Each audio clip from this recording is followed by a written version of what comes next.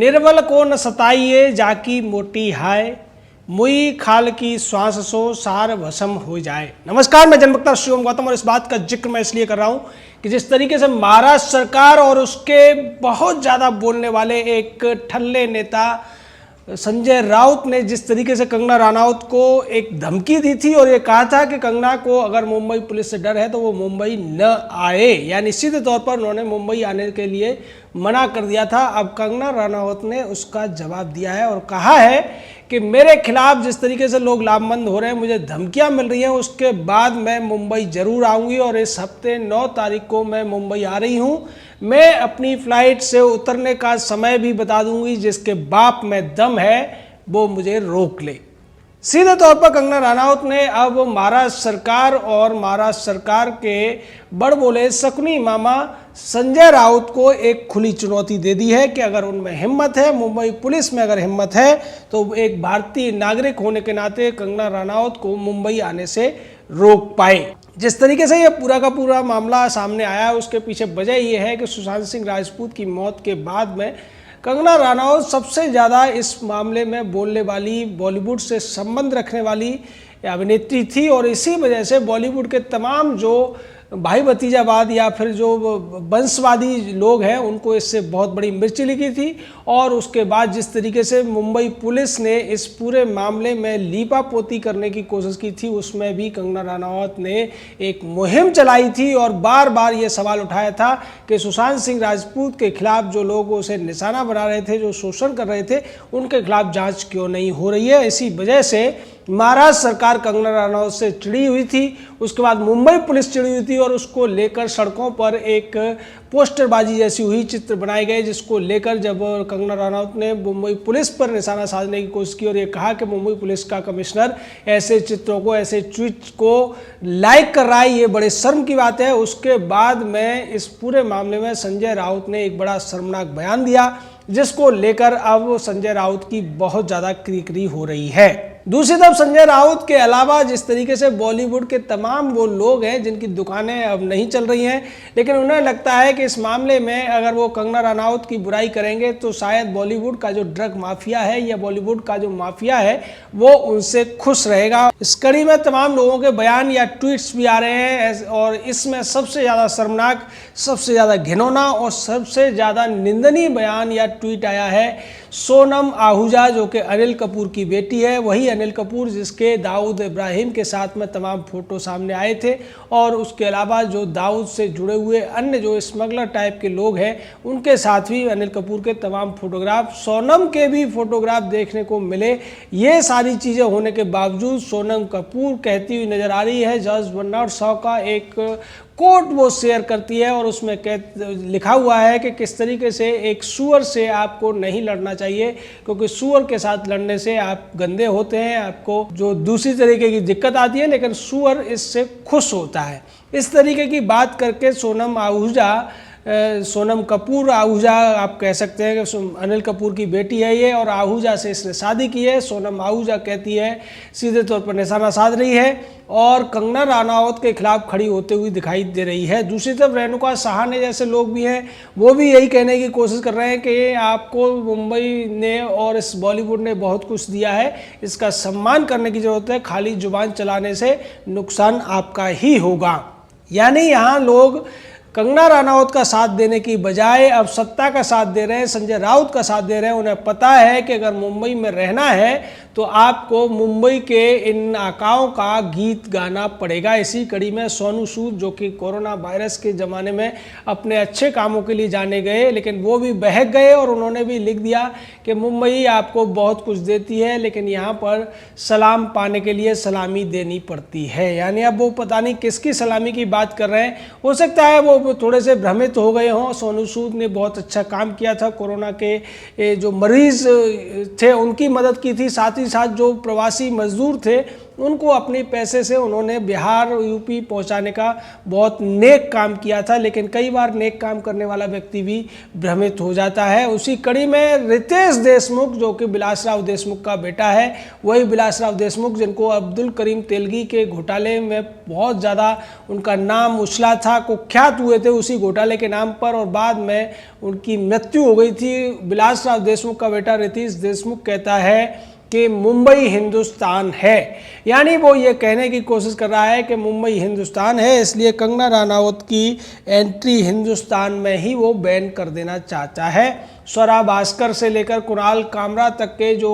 तथाकथित वामपंथी हैं, जो वामपंथ का एक मुखौटा छुपा कर रहते हैं और अपने आप को प्रगतिवादी कहते हैं, ये भी इस मामले में कंगना रनावत के खिलाफ खड़े होते हुए दिखाई दे रहे हैं। लेकिन दूसरी तरफ कंगना रनावत के पक्ष में तमाम जो आम जन है वो खड़े हुए हैं, और यही वजह है कि कंगना रनावत ने संजय राउत को ये भी कहा है कि वो एक आम जन है सुशांत सिंह राजपूत की तरह से, और आम जन की ताकत आपको समझनी पड़ेगी संजय राउत। यानी संजय राउत जो सत्ता के नशे में चूर है, सत्ता के मद में चूर है, वो अभी तक आम जन की ताकत को नहीं समझ रहा है, और वही ताकत समझाने के लिए अब कंगना रनावत ने खुला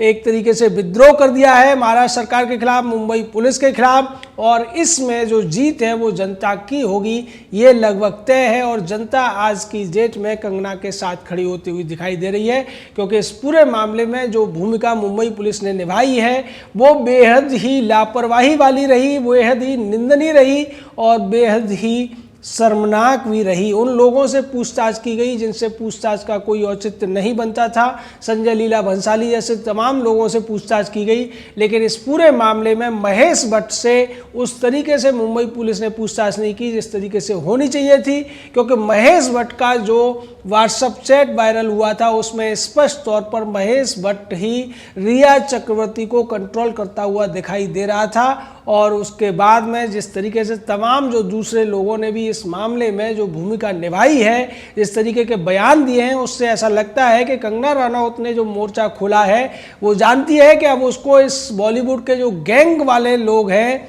या जो इनके समर्थक लोग हैं उनसे काम नहीं मिलेगा, उसे फिल्में नहीं मिलेंगी। उसके बावजूद उसने इतना बड़ा खतरा मोल लिया और सीधे तौर पर इन लोगों के खिलाफ जो ड्रग्स का एक वहाँ रैकेट चलता है, सिंडिकेट चलता है, उसके खिलाफ उसने बोलना शुरू किया और यहाँ तक बयान दे दिया कि बॉलीवुड में तमाम जो बड़े बड़े कलाकार हैं, नामचीन कलाकार हैं, वो नशे के आदी हैं। और खुले तौर पर उसने रणवीर सिंह, रणवीर कपूर और विक्की कौशल को तो यहाँ तक कह दिया कि अगर आप सच्चे हो, आप नशा नहीं करते हो, जैसा कि पब्लिक आप पर कहती है कि आप कोकीन के नशेड़ी हो, तो आप अपना टेस्ट कराकर पब्लिक के बीच में आइए। यानी इस तरीके की चुनौती कंगना रनावत ने दी। साथ ही साथ उसने ये भी बताया कि ज़्यादातर स्टार्स की जो पत्नियां हैं वो भी अलग से किटी पार्टी करती हैं और उसमें भी बहुत बड़े स्तर पर ड्रग्स का इस्तेमाल किया जाता है। कंगना रनावत ने यह भी बताया था कि किस तरीके से वो जब बॉलीवुड में आई थी तो वो वयस्क भी नहीं थी और उस स्थिति में भी उसको नशा देने की कोशिश की जाती थी। तभी वो समझ गई थी कि बॉलीवुड का पूरा जो कारोबार है नशे की गिरफ्त में पूरी तरीके से जकड़ा हुआ है और बॉलीवुड को दो ही लोग चलाते हैं, एक है ड्रग माफिया और दूसरा है जो माफिया दाऊद जैसे लोगों का, जो काले पैसे वाला, ब्लैक मनी वाला माफिया। इन लोगों का पैसा फिल्मों में लगता है और जानबूझकर उन फिल्मों को जिनमें काला पैसा लगा होता है उनको सुपर डुपर हिट दिखा दिया जाता है। कई बार ये भी खबरें सामने आती है कि फिल्म हिट हो जाती है, उसकी कमाई बहुत ज़्यादा दिखाई जाती है, लेकिन थिएटर में जाकर अगर आप देखेंगे तो उसमें जो दर्शकों की संख्या है वो 10% 20% भी नहीं होती है। ऐसा आपने जब एक फिल्म आई थी आमिर खान की, उसके बारे में भी देखा गया था कि चाइना के अंदर उस फिल्म को बहुत बड़ा सुपर डुपर हिट दिखा दिया गया था, लेकिन चाइना में चूंकि मीडिया नहीं है, वहाँ केवल सरकारी मीडिया काम करता है और सरकारी मीडिया इस तरीके की बातों से कोई संबंध नहीं रखता है। इसलिए ये भी अंदर खाने खबर थी कि उस मूवी को, उस फिल्म को जिसे सुपर डुपर हिट कराने की कोशिश की गई थी, दंगल नाम की जो मूवी थी आमिर खान की, उसमें स्पष्ट तौर पर काले का सफ़ेद हुआ था, जिसकी वजह से ये झूठे आंकड़े पेश किए गए थे। और ऐसा ही मुंबई की ज़्यादातर फिल्मों में होता है। यहाँ पर जो ब्लैक मनी का माफिया है वो पैसा लगाता है और उसके बाद में उस फिल्म को सुपर डुपर हिट दिखाकर उसकी कमाई कई गुना ज़्यादा दिखाकर वो टैक्स भी पे कर देता है, मनोरंजन कर भी चुका देता है और उसके बाद का जो पैसा है वो वाइट मनी में तब्दील हो जाता है। फिर उससे कोई नहीं पूछता कि आपने ये पैसा कहाँ से कमाया, कैसे कमाया, टैक्स दिया या नहीं दिया। तो ये जो ब्लैक मनी को वाइट करने का पूरा धंधा है ये भी अब जांच के दायरे में आने वाला है और यही वजह है कि बॉलीवुड के तमाम जो ऐसे चेहरे हैं जिनके ऊपर धब्बे लगे हुए हैं, काले दाग लगे हुए हैं, वो अब कंगना रनौत के विरोध में खड़े होते हुए दिखाई दे रहे हैं। उन्हें लगता है कि अगर जांच एक बार शुरू होगी तो निश्चित तौर पर वो जांच की सुई उन तक भी आएगी और उनके चेहरों पर जो नकाब चढ़ा हुआ है उससे पर्दा जरूर हटेगा। लेकिन जिस तरीके से कंगना रनौत ने संजय राउत को औकात दिखा दी है और ये कह दिया है कि अगर तुम्हारे बाप में हिम्मत है तो मुझे रोक कर दिखाओ, मैं मुंबई आ रही हूं, ये बहुत बड़ी चुनौती है। एक साधारण लड़की जो हिमाचल प्रदेश की रहने वाली है, एक को टीनेजर के तौर पर वो पहले एक्टिंग करने के लिए दिल्ली आती है, दिल्ली से मुंबई जाती है, मुंबई जाने के बाद वो तमाम संघर्षों के बाद अपने आप को एक एक्ट्रेस के तौर पर साबित कर पाती है और इसी दौरान वो जिस तरीके से विद्रोह भी करती है उन लोगों के खिलाफ जिन्होंने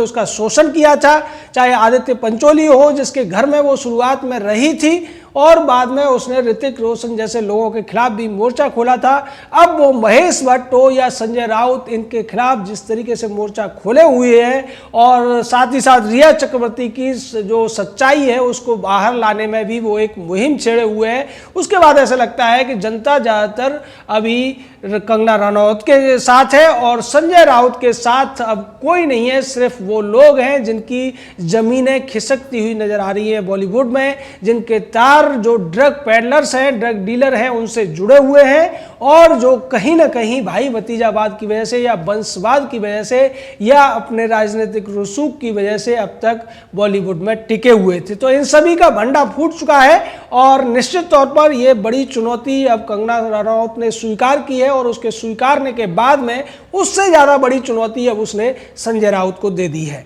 जय हिंद, जय भारत।